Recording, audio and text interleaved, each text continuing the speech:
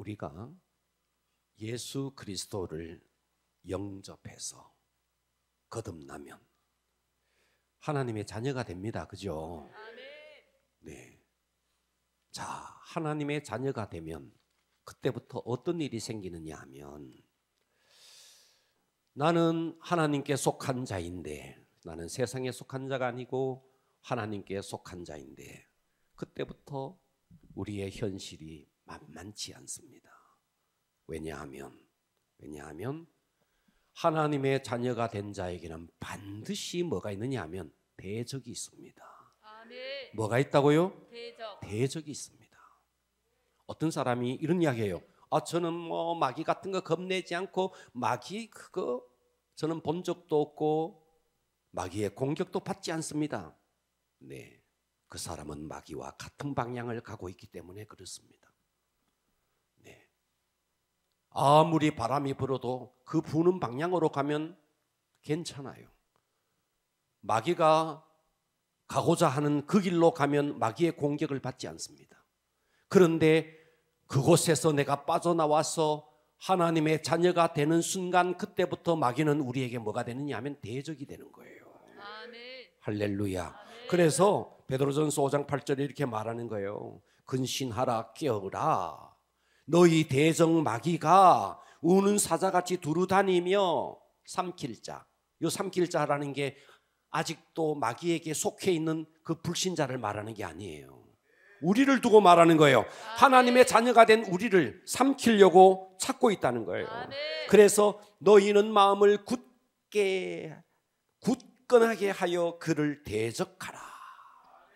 자, 지난주 우리가 비대면 예배를 드리고 한 주간 동안 우리 교회에 여러 일들이 있었습니다. 그러면서 말씀을 깊이 묵상을 했어요. 네. 또 구정 명절도 있고 어디 가기도 그렇고, 그래서 책상머리에 앉아서 성경을 읽고 기도하면서 하나님께 묻고 또 물었어요. 하나님, 코로나, 그리고 이제 또 뭐 변이가 되어서 오미크론, 이 오미크론이 우세종이 되어서 지금 말이죠, 자택에서 지금 치료받는 사람이 10만 명이 넘었다. 뭐 온갖 이야기들이 뉴스에서 쏟아지고 있습니다. 그러면서 하나님께 코로나가 도대체 뭡니까? 이제 뭐 오미크론 바이러스 이게 뭡니까? 하나님께 기도했는데 하나님이 딱 정확하게 음성을 들려주시면서 성경 구절을 딱 떠오르게 하시더라고요. 코로나가 뭔지 아느냐? 알곡과 가라지를 구분하는 것이다. 알곡과 가라지를 구분하는 바람이다. 할렐루야. 아멘. 그러면서 오늘 본문이 확 하나님이 주시는 거예요. 네. 코로나가 뭐냐? 네가 진정 알곡이냐? 아직도 너는 가라지냐? 이것을 구분하는 바람이라는 거예요. 아멘. 할렐루야. 네, 여러분, 지금 제가 지난주 여러 목사님들과 통화를 해봤어요. 그래서 그 교회는 상황이 어떤지에 대해서 물어봤어요. 우리 교회와 별반 다를 바 없는 그런 형국이더라고요. 그러면서 몇몇 목사님들이 이런 이야기를 했어요. 이제 비대면 예배 시대가 열리는 것 아니냐고. 이제 어쩔 수 없이 비대면으로 가야 되지 않느냐고. 이제 비대면 예배가 열릴 것이라고. 저는 동의하지 못합니다. 저는 그 목사님에게 동의할 수 없다 그랬어요. 시대가 아무리 이래도 여러분, 비대면 예배와 대면 예배는 차이가 엄청납니다. 이건 있을 수밖에 없는 겁니다. 할렐루야. 아멘. 여러분, 대면 예배를 드릴 때와 비대면 예배 드릴 때, 여러분, 비대면 예배를 계속 드리면 우리의 영성은 바닥을 치게 돼 있습니다. 반드시 그렇게 돼 있습니다. 우리가 지금 방역 지침 때문에 어쩔 수 없이 비대면 예배를 드릴 수 있습니다. 그런데 지금 가정에서 비대면 예배를 드리는 성도들 가운데는 두 종류의 성도가 있습니다. 첫 번째 성도는 이런 성도겠죠. 안 그래도 교회 가기 싫었는데 교회 가지 않아도 되는 명분이 생기니까 너무 좋네, 너무 좋네 하면서 집에서 편안한 복장으로 앉아서 때로는 말이죠, 오징어 질겅질겅 씹어가면서 그러다가 들어 누워서 예배 드리다가 또 휴대폰에 한 방 맞기도 하고 여러 형태로 예배를 드릴 수 있습니다. 그러나 또 두 번째 성도가 있습니다. 이 두 번째 성도는 내가 어쩔 수 없이 이 방역 지침 때문에 비대면 예배를 드리지만 마음껏 찬양할 수 있습니까? 마음껏 기도할 수 있습니까? 물론 영상을 통해서 말씀을 듣기는 하지만 그러나 예배라는 것이 말씀 듣는 것만이 예배가 아닙니다. 기도가 있어야 되고 찬양이 있어야 되고 하나님 앞에 드리는 물질이 있어야 되고 할렐루야, 이게 예배인데 그래서 마음껏 찬양할 수 없고 마음껏 기도할 수 없으니까 뭔가 답답한 거예요. 예배를 드리면서 답답함을 느끼는 성도가 있는가 하면 아이쿠나 잘 됐네, 교회 가지 않아도 되네.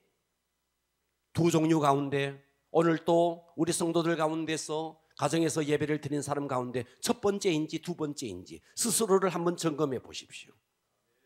잘 됐네, 아이고 교회 가지 않아도 되네, 나는 첫 번째인지 아니면 내가 마음껏 찬양할 수 없고 마음껏 기도할 수 없어서 뭔가 가슴에 안타까움과 답답함이 있는지, 저는 우리 성도들이 두 번째 성도가 되어지기를 축복합니다. 아멘.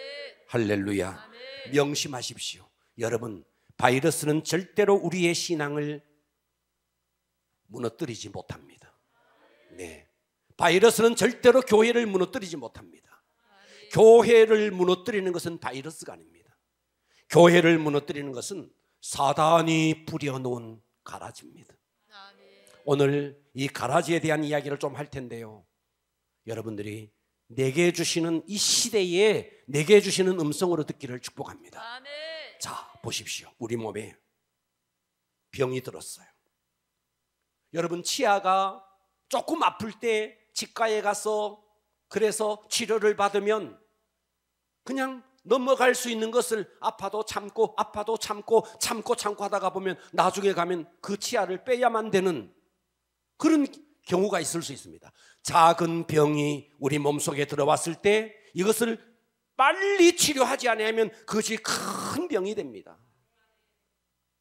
이와 마찬가지로 처음에 우리의 심령에 뭔가 가라지가 뿌려졌을 때에 빨리 이것을 치료하지 않고 회복하지 않으면 어떤 일이 벌어지느냐, 아무리 충만한 사람도 한번 타협하기 시작하고 예배를 소홀하게 여길 때에 이제는 시간이 서서히 지나가면서 눈빛이 달라져요.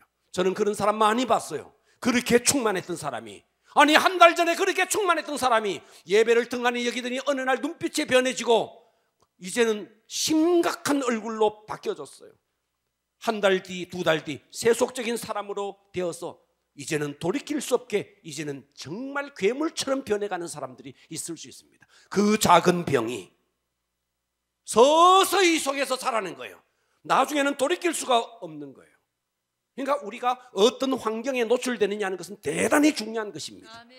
날마다 찬양하고 날마다 기도하는 그런 환경에 노출되어 있는지, 아니면 주변의 모든 환경이 내 신앙을 무너뜨리는 그런 환경인지, 내가 어떤 환경에 노출되어 있는지 대단히 중요한 것입니다. 아멘. 하나님께서는, 예수님께서는 마지막 시대를 경고하면서 노아의 때 따라서 합니다. 노아의 때, 롯의 때. 성경은 노아의 때와 롯의 때를 샘플로 보여줬어요. 노아의 때 봐라, 그 시대 사람들이 먹고 마시고 장가가고 시집가고 할 때에 그때 어땠느냐, 그 말이 무슨 말인가, 그들이 다 시집가지 말라는 말이 아니에요, 장가가지 말라는 말이 아니에요, 세상에 함몰되어 있다는 말이에요. 아멘. 롯의 때를 이야기하면서도 마찬가지였습니다. 먹고 마시고 사고 팔고 심고 그와 같을 때 다 세상에 함몰되었다는 겁니다. 그때 하늘에서 불과 유황이 비처럼 내렸다는 거예요. 이것은 샘플로 보여준 겁니다. 실제가 아니고 앞으로 종말 때가 정말 불온간에 다가옵니다. 그런데 그 샘플을 보여준 겁니다. 롯의 때, 소돔과 고모라 롯의 때, 그리고 노아의 때 샘플로 보여준 겁니다. 그러면서 성경은 이렇게 말했어요. 누가복음 17장 30절에 인자가 나타난, 이 인자가 나타난다는 말은 주님의 재림을 말하죠. 아멘. 자, 인자가 나타난 날에도 이러하리라. 봐봐요. 그날에 만일 사람이 지붕 위에 있고 그 세간이 그 집 안에 있으면 그것을 가지러 내려가지 말 것이요, 밭에 있는 자는 그와 같이 뒤로 돌이키지 말 것이야. 롯의 철을 생각하라. 롯의 철을 생각하라. 32절, 롯의 철을 생각하라. 무릇 자기 목숨을 보존하고자 하는 자는 잃을 것이요 잃는 자는 살리라. 내가 너에게 이르노니 그 밤에, 잘 봐봐요, 둘이 한 자리에 한 침대에 누워 있는데, 마지막 날에 한 침대에 부부가 누워 있는데 하나는 데려감을 얻고 하나는 버려둠을 당할 것이요, 두 여자가 함께 맷돌을 갈고 있는 거예요. 하나는 데려감을 얻고 하나는 버려둠을 당할 것이니라. 롯의 철을 생각하라. 아멘. 천사가 와서 롯의 처에게 말했어요. 그 롯과 두 딸과 롯의 아내를 데리고 빨리 이 소돔성을 탈출하라. 그래서 강압적으로 천사가 이 네 명을 끄집어 나옵니다. 절대로 뒤를 돌아보지 마라. 절대로 소돔과 고모라 저 성을 뒤돌아보지 마라. 경고를 했습니다. 그런데 오다가 이 롯의 처는 어떻게 했어요?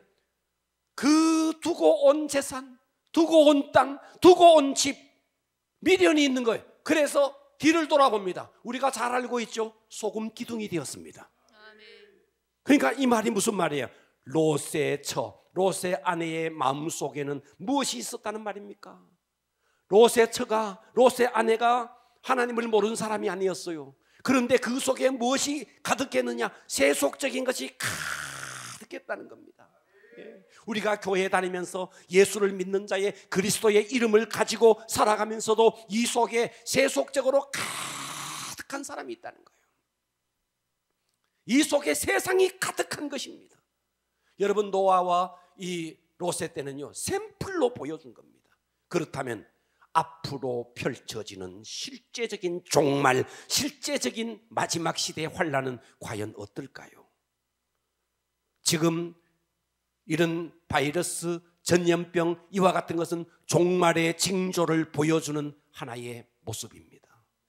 그렇다면 이와 같을 때에 우리의 신앙을 과연 어떻게 가져가야 될 것이냐? 자, 오늘의 본문은 마태복음 13장. 자, 이 마태복음 13장은 우리가 비유장이라 그래요. 그래서 우리가 비유장에 처음에 나오는 게 뭐냐면 씨 뿌리는 비유입니다. 자, 씨 뿌리는 비유에 네 가지 밭이 있었습니다. 길가밭, 돌밭, 가시밭, 좋은 밭. 자, 길가밭에 씨를 뿌렸더니 새들이 와서 먹어버렸어요. 돌밭에 뿌렸더니 햇볕이 딱 내리쬐니까 뿌리가 깊지 못해서 햇빛에 말라 죽어버렸어요. 가시밭에 뿌렸더니 가시의 기운이 확 막아서 역시 열매를 맺지 못했어요. 좋은 땅에 떨어졌더니 30배, 60배, 100배의 결실을 했대요. 자, 이것이 씨 뿌리는 비유입니다.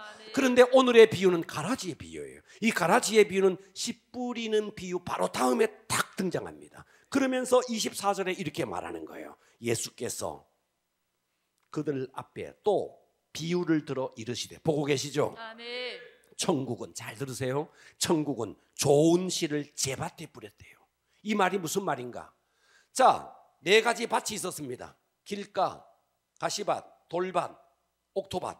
옥토가 있었습니다. 그죠? 아멘. 자, 옥토에 떨어진 밭은 30배, 60배, 100배 했습니다. 그죠? 아멘. 그런데 이 옥토에 떨어진 밭에 과연 30배, 60배, 100배만 있느냐? 아니라는 거예요. 이것을 설명하기 위해서 가라지의 비유가 있는 겁니다.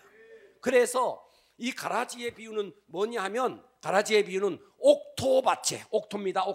옥토에 좋은 씨만 떨어진 것이 아니고 거기에 가라지도 뿌린다는 거예요. 이 이야기를 하기 위해서 씨 뿌리는 비유 이어서 가라지의 비유가 여기 있는 것입니다. 자, 24절을 다시 보면 예수께서 그들 앞에 또 비유를 들어 이르시되 천국은, 자, 여기가 천국입니다. 어디라고요? 천국. 천국입니다. 그러니까 천국은 우리가 죽어서 가는 천국만이 아닙니다. 예수를 영접해서 하나님의 통치가 이루어지는 심령이 천국이라고 해요. 아멘. 아멘. 아멘. 자, 천국은 좋은 씨를 제 밭에 뿌린 사람과 같다.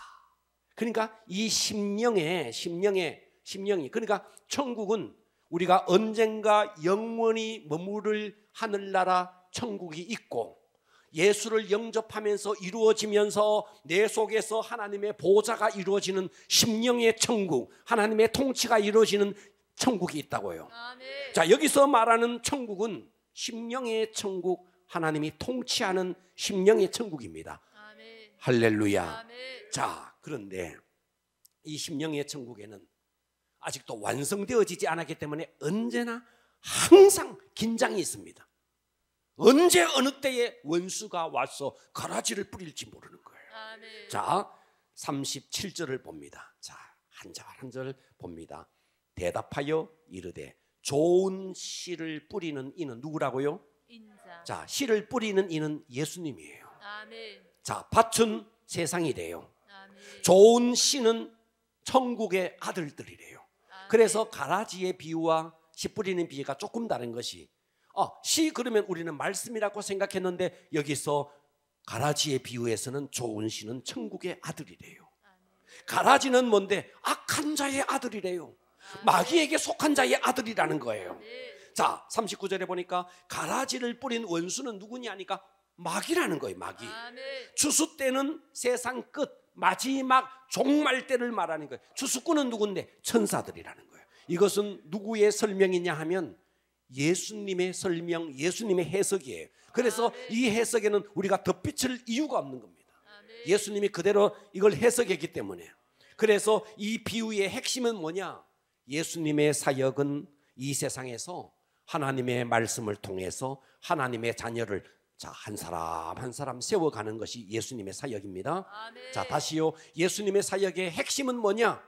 예수님의 사역의 핵심, 한 사람 한 사람 한 사람을 하나님의 말씀으로 하나님의 자녀로 세워가는 것이 예수님의 사역입니다. 아멘. 그렇다면 마귀는 뭔데?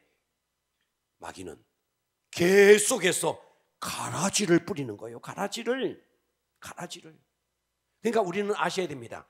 교회 안에 예수를 믿는 그리스도인의 이름, 크리스찬의 이름을 하면서 겉으로는 그렇게 살아가는데 마귀가 뿌려놓은 가라지일 수도 있다는 거예요.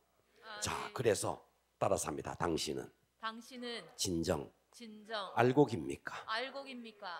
첫 번째입니다. 은혜 받으십시다. 아멘. 첫 번째, 교회 안에 알곡과 가라지가 공존한다는 거예요. 아멘. 무서운 이야기예요. 아멘. 아멘. 우리가 여기서 가라지 그러니까 가라지는 저 세상의 불신자들 아닙니다. 가라지가 교회 안에 있다는 거예요.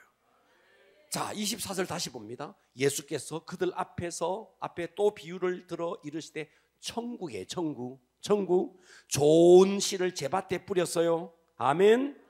자, 천국은 좋은 씨를 뿌렸어요. 그런데 좋은 씨만 뿌린 게 아니에요. 25절 볼게요. 사람들이 잘 때, 잘 들으세요. 사람들이 잘 때 그 원수 마귀예요. 마귀가 와서 곡식 가운데, 좋은 씨 가운데, 교회 가운데 가라지를 덧뿌리고 갔다는 거예요. 그러니까 우리는 교회 안에는 다 예수를 믿는 하나님의 아들만 있는 줄로 알았는데 아니라는 거예요. 악한 자의 아들도 교회 안에 얼마든지 있을 수 있다는 거예요. 아멘. 이것이 정말 무서운 이야기죠. 그러니까 우리는 이 말이죠. 악한 마귀가 한 사람을 완전히 사단의 아들로, 마귀의 아들로, 악한 자의 아들로 만드는데 처음부터 그렇게 하는 게 아니에요. 어떻게 하는데? 심령에 어느 날 탁 뿌리는 거예요. 가라지를 심령에 탁 뿌리는 거예요. 그러니까 작은 병이 들어왔을 때 빨리 치유하고, 어느 날 갑자기 내가 하나님이 잘 믿어지지 않고 교회가 싫어지고 그럴 때 빨리 회복해야 되는데 그 작은 병이 들어왔을 때 회복하지 않고 계속 가면 나중에는 돌이킬 수 없어서 정말 악한 자의 아들이 되어버리는 거예요. 아멘. 할렐루야. 아멘. 그러니까 마귀는 끊임없이 우리의 심령에 파고듭니다. 계속해서 파고듭니다. 봐봐요. 여러분, 출애굽을 하는 이스라엘 백성, 모세가 출애굽을 합니다. 광야로 나왔어요. 모세를 반역하는 사람이 다 저 이방 블레셋, 저 무슨 시리아가 아니에요. 이스라엘 백성들 속에서 모세를 계속 반역하는 겁니다. 가라지가 어디에 있었는데? 이스라엘 백성들 속에 있었어요. 다른 백성이 가라지가 아니라는 거예요. 할렐루야. 아멘. 여러분, 북이스라엘이 말이죠, 아합 시대입니다. 전쟁이 일어났어요. 전쟁이, 아람과 전쟁이 일어났는데 아합의 가까이에 400명의 선지자가 있었습니다. 그 선지자들은 거짓 선지자였습니다. 그래서 아합이 그 거짓 선지자에게 가서 물어봅니다. 내가 이 전쟁에 나갈까 말까 했더니 그 거짓 선지자들이 왕이시여 출전하십시오. 이 전쟁은 왕이 이겼습니다. 그렇게 이야기했어요. 그런데 그때 참 선지자 한 사람이 있었습니다. 미아가. 이 참 선지자 딱 한 사람이 이 미가야는 왕이여 올라가면 안 됩니다. 올라가면 죽습니다. 그랬더니 거짓 선지자 가운데 시드기야, 남유다의 왕 시드기야가 아닌 거짓 선지자 가운데 시드기야가 있습니다. 이 시드기야가 이 미가야의 뺨을 칩니다. 그리고 이 아합 왕은 미가야의 참 선지자의 말을 듣지 않고 거짓 선지자의 말을 듣고 전쟁에 나가요. 그래서 어느 한 병사가 무심코 쏜 화살에 맞아서 결국은 전사하고 그 전쟁은 패하고 맙니다. 보세요. 여기서 한 나라를 어렵게 하는 사람이 누구였는데? 가까이에 있는 사람이었습니다. 여러분, 예레미야 시대에도요, 예레미야는 참 예언을 합니다. 하나님의 음성을 듣고 참 예언을 하는데 이 예레미야를 가장 괴롭힌 사람이 누군데? 다른 나라 사람이 아닙니다. 유다 백성이고 유다 고관들이고 유다 지도자들이었습니다. 감옥에 가두고 진창구덩이에 빠뜨립니다. 여러분, 교회 안에 얼마든지 가라지가 있을 수 있다. 아멘. 여러분, 현대 교회에 교회를 가장 힘들게 하는 사람이 불교인이 아닙니다. 여러분, 절간과 교회가 법정 시비 붙은 적을 제가 본 적이 없어요. 힌두교와 교회가 법정 시비 붙은 걸 본 적이 없습니다. 지금까지 교회 안에서 싸워서 법정에까지 재판을 하는데 무슨 불교와 싸워서 무슨 캐톨릭과 싸워서 법정 다툼을 한 적을 저는 지금까지 한 번도 본 적이 없어요. 누구와 법정 다툼을 하는데 교회 안에서 성도와 성도끼리, 목사와 장로, 그래서 무슨 이권 다툼 때문에 법정에까지 선 거예요. 이슬람 때문에 선 게 아니에요. 저는 이와 같은 경우를 지금까지 여러 차례 봤어요. 여러 차례. 아주 가까이에 있는 교회, 제 친구 교회, 가까이에 있는 교회, 그 목사님과 그 장로님 간에 그 정말 계속해서 그러다가 법정에 서고 매일 전화 오는 거예요. 기도해 달라고. 매일 전화 오는 거예요. 저는 그와 같은 경우를 너무너무 많이 본 거예요. 이슬람과 싸워서가 아니에요. 불교와 싸워서가 아니에요. 교회 안에 있는 둘 중에 하나는 가라지겠죠. 가라지 때문에. 그러니까 가라지가 멀리 있는 게 아니라는 거예요. 교회 안에 알곡과 가라지는 공존한다. 아멘 합시다. 아멘.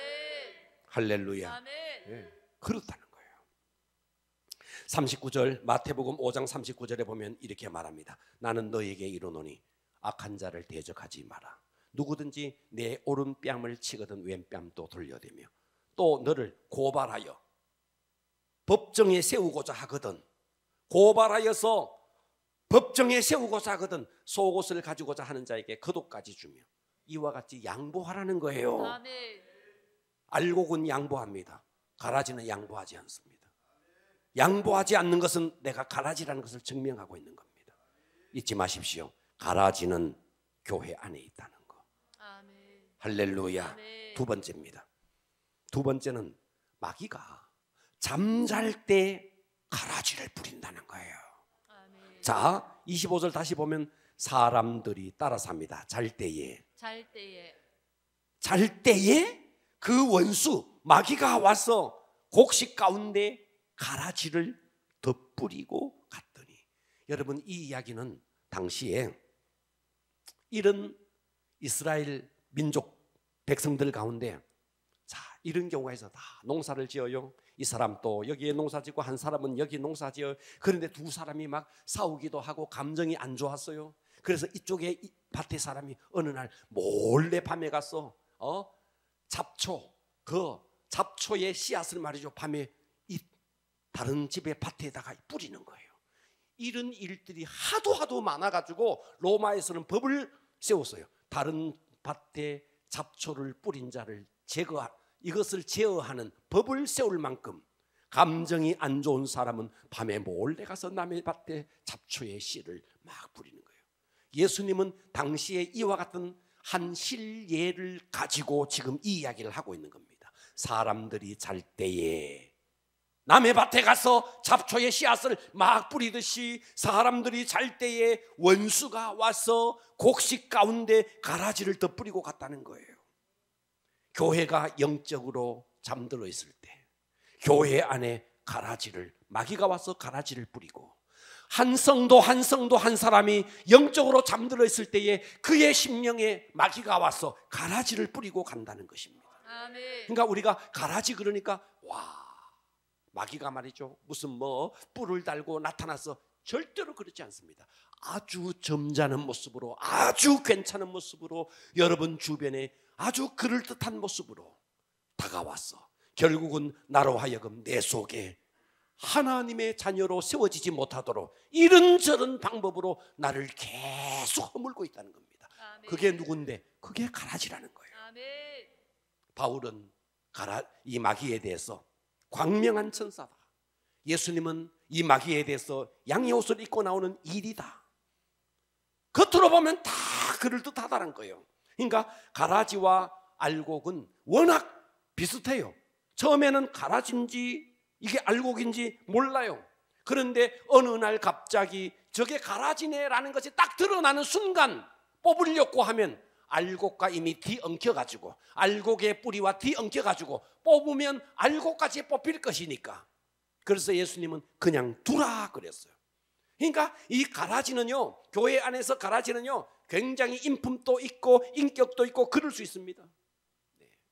얼마든지 돈도 잘 쓰고 말이죠, 사람들에게 환심을 사요. 굉장히 사람을 흡입하는 능력도 있어요. 그래서 이 사람 주변에는 사람이 많이 몰려들 수도 있어요. 그래서 이 사람은 당을 지을 수도 있습니다.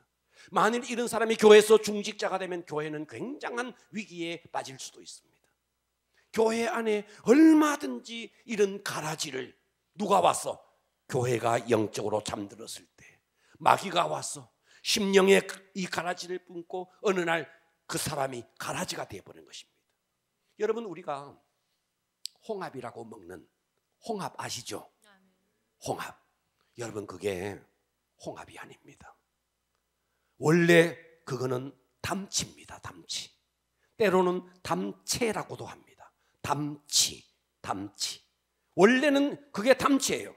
홍합은 어떠냐면 원래는 손바닥만 해요. 홍합은 실제로 홍합은 손바닥만 해요. 저 지중해에서 살아요. 진짜 이 홍합은요 아주 정말 그 바다에 싱싱한 그 향기가 있는 거예요. 그런데 홍합은 어떠냐니까 이 담치는 이 홍합이 한 4분의 1 정도 되는, 우리가 늘 먹는 홍합이라고 하는, 그게 원래는 뭐냐니까 담치예요. 담치. 그런데 이 담치는 번식력이 워낙 빠른 거예요. 뛰어난 거예요. 그래서 이 담치가 어떻게 되냐, 홍합보다가 너무너무 번식력이 강하니까 진짜 홍합을 잠식시켜버리고 홍합의 이름을 빼앗아왔어요. 그래서 이제는 우리가 먹는 것은 원래는 담치인데 홍합의 이름을 빼앗아와서 우리는 그놈을 홍합이라고 알고 있는 거예요. 본래 홍합은 손바닥만한 크기로 굉장한 바다에 깊은 맛이 있습니다. 기자가, 유튜브에 나온 이야기입니다. 기자가 담치 양식장을 간 거예요. 담치 양식장에 가서 담치 양식장에서 이 담치가 도대체 어떻게 서식하나 보았더니 바다에 폐타이어가 있는데, 타이어 중에 폐타이어, 바다에 던져놓은 폐타이어에 우리가 늘 먹는 홍합이라고 먹는 그 담치가 다닥다닥 붙어 있는 거예요. 다닥다닥 붙어 있는 거예요. 이 폐타이어는 발암 물질이 엄청 나오는데 이 담치, 우리가 먹고 있는 이 홍합을 조사를 해봤더니 폐타이어에 있는 발암 물질이 홍합에 그대로 있는 거예요. 그런데 진짜 홍합은 발암 물질이 1도 없는 거예요. 자, 제가 여러분들에게 뭐 홍합이다 담치다 이걸 이야기하려고 하는 게 아니고, 무서운 것은 교회 안에 성도가 아닌 가라지가 성도의 흉내를 내면서 하나님의 자녀를 해치는 사람이 얼마든지 있을 수 있다, 이 이야기를 드리는 것입니다. 예수님께서는 당시에 종교 지도자들이 있었습니다. 마태복음 23장 13절에 보니까 이 종교자들, 바리새인, 서기관, 이 사람들이 종교 지도자들이고 이 사람들이 많은 백성들을 이끌었던 사람들이에요. 근데 예수님은 마태복음 23장 전체에 걸쳐서 이렇게 말합니다. 화 있을진저, 화 있을진저. 한 장 전체가 화 있을진저. 외식하는 서기관들과 바리새인들이여, 너희는 천국 문을 사람들 앞에서 닫고, 자기들이 다 천국 문을 닫고 있는 겁니다. 너희도 들어가지 않고 들어가려 하는 자도 들어가지 못하게 하는도다. 15절, 화 있을진저. 외식하는 서기관과 바리새인들이여, 너희는 교인 한 사람을 얻기 위해서, 봐봐요, 교인 한 사람을 얻기 위해서 바다와 육지를 두루 다니다가 생기면 너희보다 배나 더 지옥 자식이 되게 하는도다. 입술로는 하나님을 말해요. 그런데 삶 속에는 성령님의 임재가 없어요. 똑같이 찬양드리고 똑같이 예배드려요. 그런데 그 속에 하나님이 없는 거예요. 성령님이 없는 거예요. 교회의 생리를 너무 잘 알아요. 교회의 생리를 너무 잘 알고 교회에 대해서 너무 해박해요. 그런데 비판해요. 목회자를 비판해요. 본인 스스로가 가라지다는 것을 증명하고 있는 것입니다. 교회의 생리를 너무 잘 알고 교회의 용어가 너무너무 익숙해요. 그런데 이 가라지는 자기 모습을 못 봐요. 왜? 자기는 거듭난 경험이 없으니까. 자기는 어둠 속에 있으니까. 어둠 속에 있는 사람은 자기에게 뭐가 붙었는지 안 보여요. 저 빛 속에 있는 사람만 보이는 거예요. 어둠 속에 있어 봐봐요. 빛 속에 있는 사람은 훤히 보입니다. 어둠 속에 있는 자기는 보이지 않는 거예요. 본인이 빛 속에 있어 보십시오. 빛 속에 있는 자기만, 어둠 속에 있는 사람은 하나도 보이지 않는 거예요. 여러분, 날마다 교회가 비판되어지고 남이 비판스러운 것은 내가 어둠 속에 있다는 것을 스스로 증명하고 있는 것입니다. 내가 빛 속에 있으면 남의 허물은 보이지 않습니다. 보이는 것은 내 허물이에요. 내 허물만 보이는 거예요. 내가 빛 속에 있다는 증거예요. 날마다 그래서 우리는 보혈을 의지할 수밖에 없는 거예요. 할렐루야. 진짜 알고군요, 회개하기 바쁜 거예요. 자기를 돌아보면서 회개하기 바쁜 거예요. 가라지라는 것을 스스로 증명하는 것은 자기를 돌아보지 않는 거예요. 누구를 보는데? 자기는 어둠 속에 있으니까 자기가 보이지 않아요. 내가 어떤 모습인지 보이지 않아요. 빛 속에 있는 사람 계속해서 흠남하고 흉보고 공격하는 것입니다. 이것이 가라지의 특징입니다. 그 속에는 인본주의, 그 속에는 물질주의, 그 속에는 자기중심이 가득한 것입니다. 그래서 하나님의 아들을 비방하고 교회를 훼손하는 것입니다. 교회를 어렵게 하는 사람이 교회 밖의 사람이 아니에요. 목사님들 가운데 이런 이야기를 해요.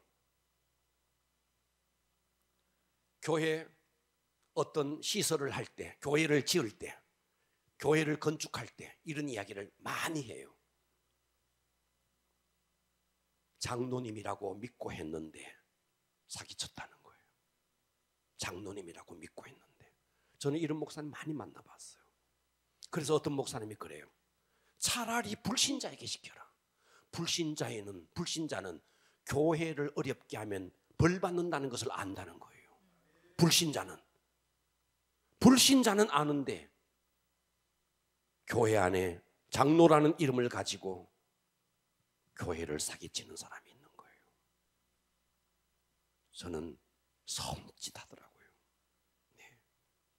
여러분, 우리가 나는 정말 가라지인지 알곡인지, 세속적인 가치와 사상이 내 속에 가득한지, 만일 교회가 중직자를 세울 때 만일 인기도 있고 돈도 잘 쓰고 그래서 그런 사람이 교회 중직자가 된다면 이 사람은 사람을 흡입할 수 있는 능력이기 때문에 그 사람 주변에 사람들이 많이 몰려들고 그래서 나중에는 교회를 굉장히 위기에 빠뜨릴 수 있다는 거 잊지 마셔야 됩니다. 저는 지금까지 30년 이상 목회를 하면서 단 한 번도 장로님들과 다툰 적이 있다거나 언성을 높여본 적이 없습니다. 한 번도 없습니다. 저는 제 목회가 끝나는 날까지 단 한 번도 얼굴 붉힌 일이 없을 겁니다. 감정적으로 다툼을 하는 일이 없을 겁니다. 그것은 각자의 위치에서 서로가 진짜 알곡만 되어버리면 있을 수가 없는 것입니다. 누군가가 가라지가 되니까 알곡을 공격하는 것입니다. 할렐루야. 예수님의 제자 가운데도 가라지가 있었어요. 자, 요한복음 12장 3절에 보면 마리아가 등장하는데 지극히 비싼 향유 곧 순전한 나드 한 근을 가져다가 예수의 발에 붓고 자기의 머리털로 그 예수님의 발을 닦고 있습니다. 그랬더니 향유 냄새가 집에 가득합니다.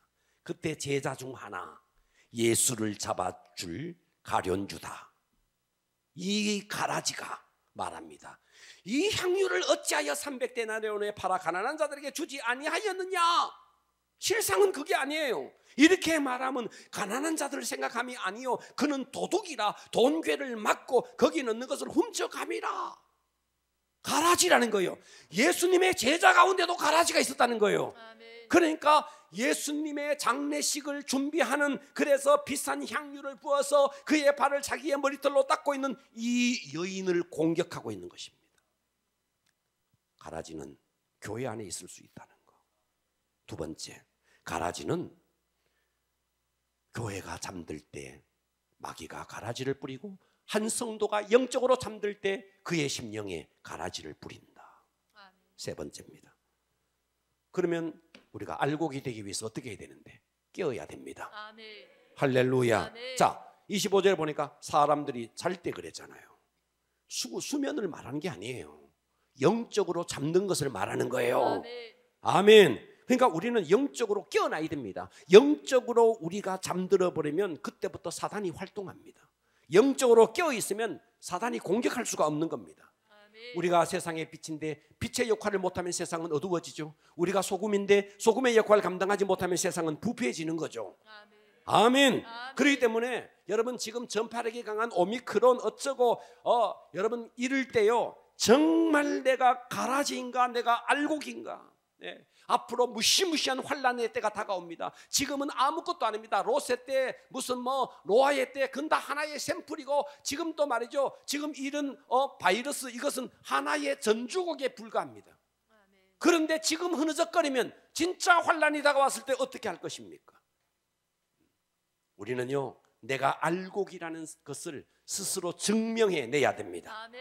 여러분, 바이러스 하나가 우리 몸에 들어와도 기침을 하고 콧물을 흘리고 열이 나고 반응이 있지 않습니까? 한 여인이 결혼해서 임신을 해도 처음에 말이죠, 임신을 딱 했는데 잘 모르죠. 시간이 좀 지나면 반응이 일어나요. 입덧도 하게 되고 배도 불러오고 뭔가 몸의 형태가 바뀌어요. 안 그래요? 여자들, 임신한 여자 7개월 8개월 돼봐요. 걷는 거 한번 봐봐요. 체형도 바뀌잖아요. 아니, 남자의 씨앗이 그 속에 들어갔는데도 그 체형이 바뀌는데, 여러분 음식 먹어보세요. 음식을 먹어도 포만감이 느껴지는데, 여러분 호흡을 하지 않고 딱 호흡을 멈추고 있다가 산소를 한번 들이켜봐요. 산소가 우리 몸속에 들어가도 반응이 있는데, 오미크론 바이러스가 우리 몸속에 들어가도 콧물이 나고 열이 나는데, 하물며 예수 그리스도께서 이 땅에서 십자가에 죽으시고 그 십자가에 예수 그리스도 살아계신 그분이 내 속에 들어왔는데 나는 아무것도 모른다, 나는 냉랭하다, 있을 수가 없는 거예요. 있을 수가 없는 것입니다. 그것은 복음을 이성으로 이해한 거예요. 이성으로 이해한 것밖에 없는 거예요. 정말 십자가에 죽은 예수 그리스도, 그분을 인격적으로 내 속에, 성령님 그분을 내 속에 모셔들 반응이 나올 수밖에 없는 거예요. 뭐에 대한 반응이? 예배에 대한 갈망, 기도에 대한 갈망. 아멘. 이 갈망이 올 수밖에 없는 겁니다. 그러니까 나는 과연 예수 그리스도의 그 십자가를 내가 이성적으로 동의를 한 것이냐, 아니면 그것을 인격적으로 깨닫고 그 예수 그리스도를 내 심령에 모셔드렸느냐, 이것은 하늘과 땅 차이인 겁니다. 가라지는 누가 가라지냐? 정말 십자가의 예수 그리스도 그분이 믿어져 버리고 그분 앞에 굴복해 버리면 여러분 가라지가 될 수가 없는 거예요. 그런데 가라지는 교회는 다녀요. 그리스도의 이름을 가지고 있어요. 찬양을 해요. 얼마든지 우리가 교회에 익숙해요. 하지만 십자가의 복음을 이성으로 그냥 동의했을 뿐이에요. 인격적으로 그분을 내 속에 모셔드리지 못한 것입니다. 할렐루야. 아멘. 나도 모르는 사이에 여러분 이런 사람은 가라지가 되고 있다 하는 것입니다. 아멘. 그래서 여러분 여기에 보면 마태복음 13장 28절에 보니까 교회 안에 이런 가라지가 있는데 주인이 말하는 거예요. 자, 봐봐요. 원수가 이렇게 하였구나. 종들이 말하되 그러면 우리가 가서 이 가라지를 뽑을까요? 주인이 이르되 가만두라. 가라지를 뽑다가 곡식까지 뽑을까 염려하노라. 둘 다 추수 때까지 함께 자라게 두라. 교회 그냥 두라는 겁니다. 아이고 저거 가라지인데 교회 쫓아낼까요? 쫓아내지 말라는 거예요. 둘 다 추수 때까지 함께 자라게 두라. 추수 때에 내가 추수꾼들에게, 이 추수꾼이 천사입니다. 추수꾼들에게 말하기를 가라지는 먼저 거두어 불사르게 단으로 묶고 곡식은 모아 내 곡간에 넣으리라. 네, 곡식과 가라지는 마지막 종말 때 가서 딱 차이가 나죠. 할렐루야. 아멘. 네, 뒤엉켜 있기 때문에 우리가 교회 안에서는 함께 공존하는데 뽑지 말라는 겁니다. 자, 마태복음 13장 40절 그런즉 가라지를 거두어 불에 사르는 것 같이 세상 끝에도 그러하리라. 어떻게 되는데? 인자가 그 천사를 보내리니 그들이 그 나라에서 모든 넘어지게 하는 것. 그랬죠. 가라지는 교회 안에서 넘어지게 만들었죠. 알곡을 공격했죠. 그래서 그들이 그 나라에서 모든 넘어지게 하는 것과 또 불법을 행하는 자들을 거두어내어 풀무불 속에 던져 넣으리니 마지막 끝에 가서 우리가 안 해도 하나님께서 천사를 보내서 그들을 먼저 거두어서 풀무불 속에 던져 넣으리니 거기서 울며 이를 갈게 되리라. 아멘. 그때 의인들은 어떻게 돼요? 자기 아버지의 나라에서 해와 같이 빛나리라. 귀가 있으면 듣기를 바랍니다. 아멘. 할렐루야. 아멘. 그래서 이 가라지는 영원히 꺼지지 않는 풀무불 속에 던져져서 울면서 이를 간대요. 알곡은 하나님의 나라에 들어가서 해처럼 빛난대요. 아멘. 자, 말씀을 정리합니다. 가라지는 교회 안에 있습니다. 아멘. 교회 밖에 있는 게 아니라 교회 안에 있습니다.